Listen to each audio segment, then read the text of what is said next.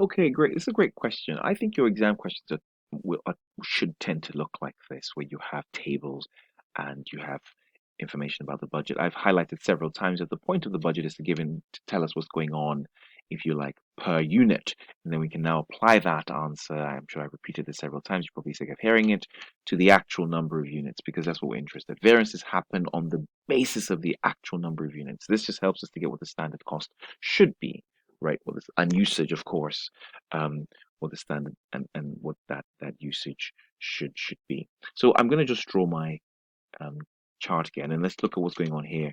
So in terms of um, materials, this question is asking for material usage and material price. So let's focus on materials. So in essence, I'm making 5,000 units and I'm expected to be using 1,000 liters for 5,000 units. So therefore, for one unit, I suppose you're happy that if I'm using 1,000 liters um, for 50,000 units, that's sort of the idea, that for one unit you would expect me to use 1 over 50,000. It's almost like it's quite a small number. You want to be very careful. So 1,000 divided by 50,000, that's 0.02 of a liter. So you are using 0.02 of a liter for one unit. That's the point here. So 0.02 of a liter is what you're using for each unit. Now, you are buying those liters for £20,000. So 1,000 liters, you're spending £20,000 on a liter. So I suppose you could argue that 1 liter is costing, of course, 20,000 over 1,000, and that's £20. So 1 liter is equal to £20. So you could argue that this is your standard cost, right? And that's kind of the situation here, because it's about inputs. I'm really interested in the inputs. Um, that's the point, if you like. So as far as standards are concerned, um, let's talk about usage first. So I'm expecting you, if 0.02 liters is what you're expecting to make each unit, I'm expecting that for 55,000 units, you should therefore be using 0.02 times 55,000 units. Let's see how many liters you should be using. 0.02 times 55,000 is 1,100. So you should be using 1,100 liters. I can see clearly that you actually did use 1,100 liters. And so technically there is no usage variance, right? I mean, because it's zero, there's no movement.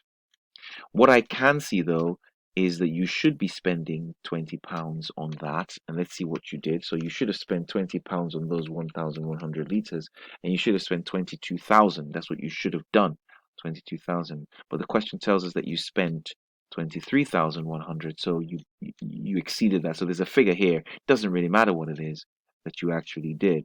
And all I just need is the difference between the two. So 23,100, I can find what it is, the actual amount. The question is not asking me. The question is simply asking me, what is the material? That's the material usage variance, 0. And that's the price variance here, 1,100. And of course, that is adverse. So that is from a price point of view. I'll check to see I haven't skipped the labor price. It's just asking for labor efficiency in this question. So I'm going to focus now on labor.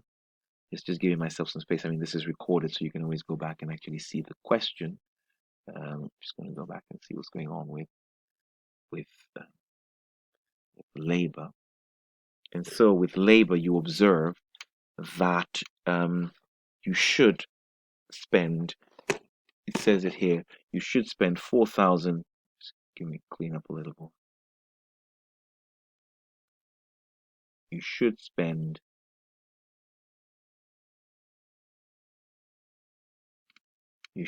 4,000 hours on 50,000 units, right?